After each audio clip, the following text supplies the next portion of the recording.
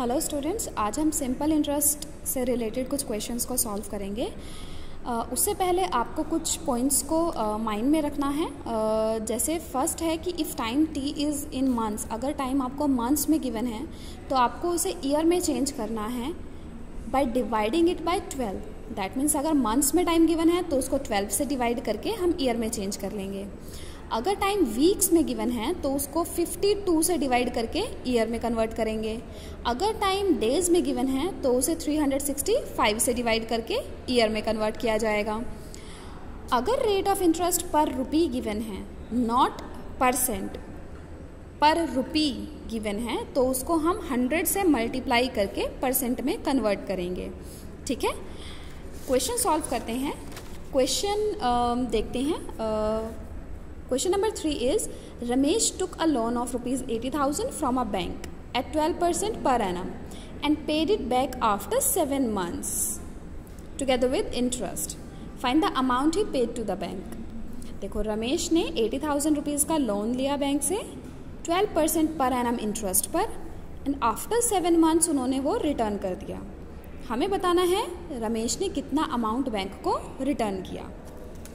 देखो, यहाँ पर प्रिंसिपल क्या है 80,000 रुपीज़, क्योंकि लोन कितने रुपीज़ का लिया गया है 80,000 रुपीज़ का, तो प्रिंसिपल क्या है 80,000 rupees.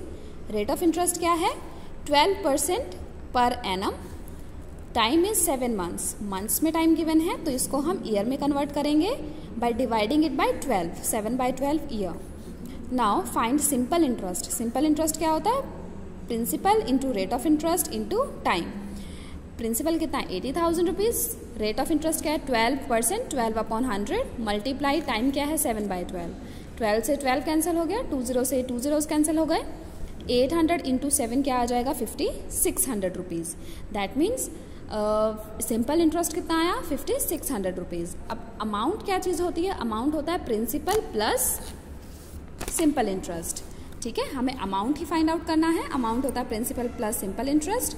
Principal was 80,000, simple interest was 5600 rupees, दोनों को प्लस करेंगे तो 85,600 रुपीज़ ये टोटल अमाउंट आ जाएगी।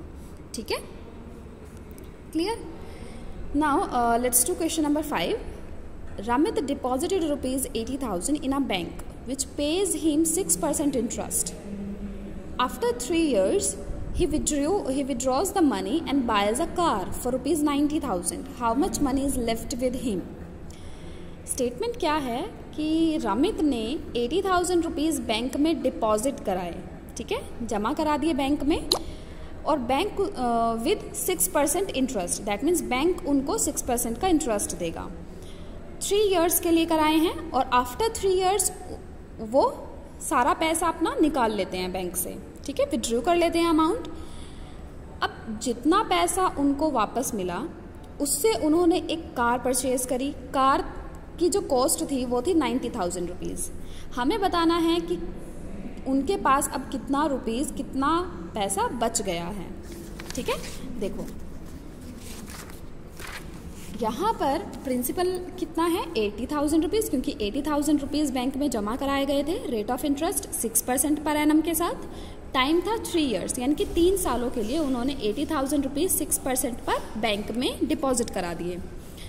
तो अब बैंक उनको कुछ इंटरेस्ट देगा, 6% इंटरेस्ट। देखते हैं कितना सिंपल इंटरेस्ट उनको मिल रहा है ऑन 80,000 रुपीज़।